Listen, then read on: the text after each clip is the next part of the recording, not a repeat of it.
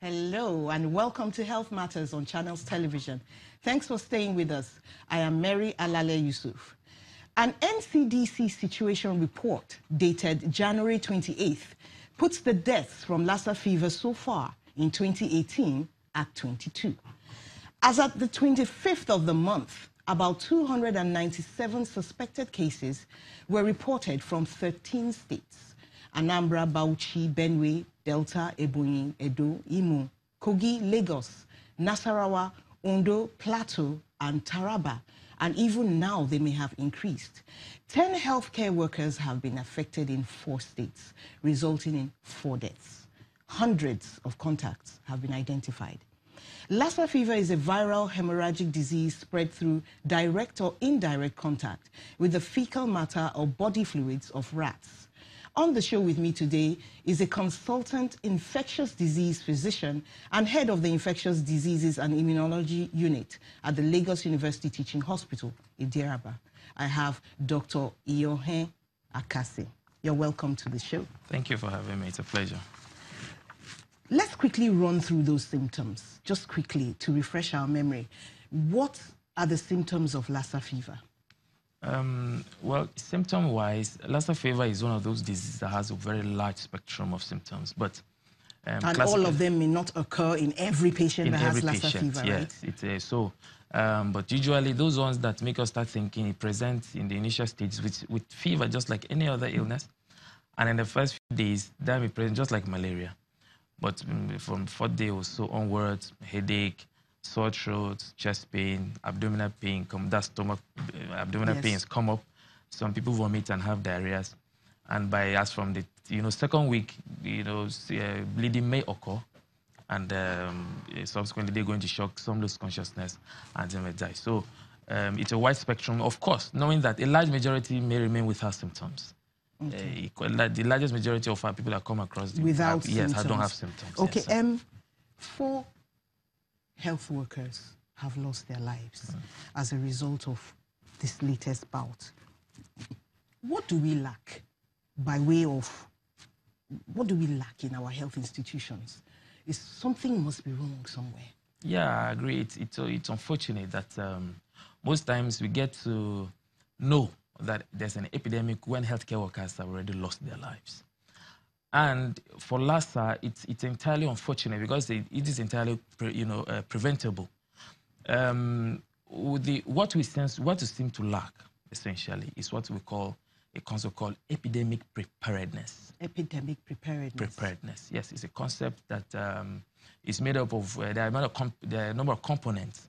But what this entails is one. The components are one. You should anticipate.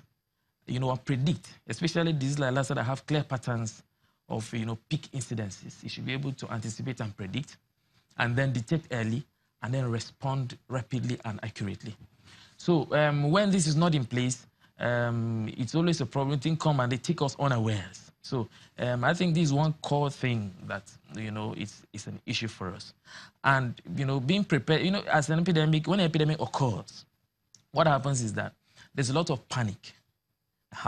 So if there's no structure on ground, if there's no structure on ground with a team of people, everybody who's well trained and knows their roles exactly, and they are infection ready. They are ready, yes, they are ready with the resources, with the personnel, with everybody knowing there are clear pathways on when this happens, who does this, who does that, with all the various companies, there are teams, that all work together. So if that is not in place and an epidemic comes up, it takes everybody unawares.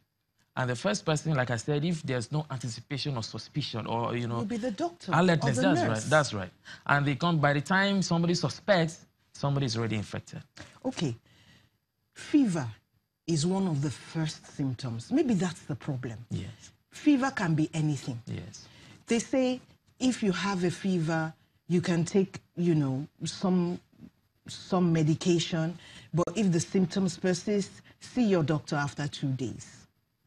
We are talking about something that can deteriorate within 7 days. That's right. So the window is really short.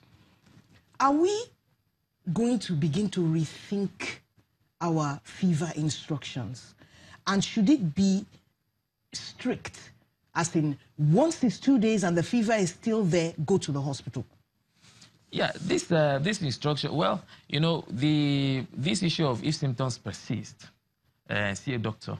I'm sure, you know, the thing that happens is that we should be a dynamic, people that, evaluate situations and take decisions appropriately. That instruction is very harmful now. Now. Because, in fact, the guidelines, the NCDC guidelines have come up, have clearly stated, if it's fever, there's no place for self-medicating, in fact. Really? Yes. If you have, right now, in fact, as it stands now, the guidelines are very clear. You know, what we have had before is that the community or even some medical people can think they know how fever, what malaria looks like. That's right. So somebody comes with symptoms, 1, 2, 3, they say, well, it's likely it's malaria, go and take anti-malaria. And time is ticking. And time is ticking. Now, what the CDC has, what the guidelines is that once somebody has a fever, you should check for the common causes and pick the common causes of fever in that environment. In ours, it's malaria. Okay, so that's when the diagnostic test comes into play. Yes. Now it's looking very important. Yes. It's no more optional. No, it's not. So they have to rule that out. Immediately. So once someone has a fever, malaria and the other common causes of fever in your environment has to be ruled out with a test. So there's no place for taking drugs empirically. If you don't improve, go and see a doctor. And like you rightly said, time is ticking. So by the time second, third day, and by the fourth day, those other bad symptoms start coming in. And so if you have lost that time, it's self-medicating, and that it becomes a problem. Okay, let's say somebody wants to report to a hospital. These are some of the things that people may not know. Yes. He has a fever, and he's suspecting it could be something deeper than malaria. Is it just any hospital he reports to? Any hospital? You know, if somebody has a fever, which is common, the fact that, in medicine we have a dictum that says common things occur commonly.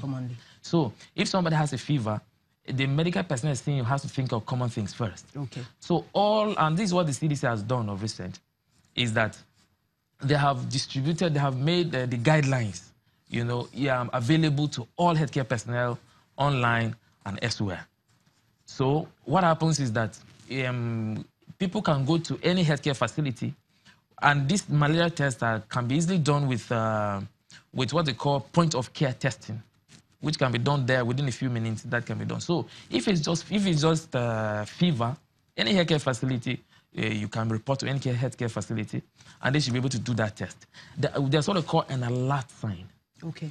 Fever in itself is not an alert sign in itself, but once somebody has a fever, goes to a health facility, maybe primary, maybe secondary, maybe tertiary, and they do a malaria test. Sorry. And the malaria test is negative. That should alert the healthcare personnel that what we may be dealing with. So it should make you start thinking and asking all the relevant questions. And if you feel you don't have the capability to do further, you should now be able to refer.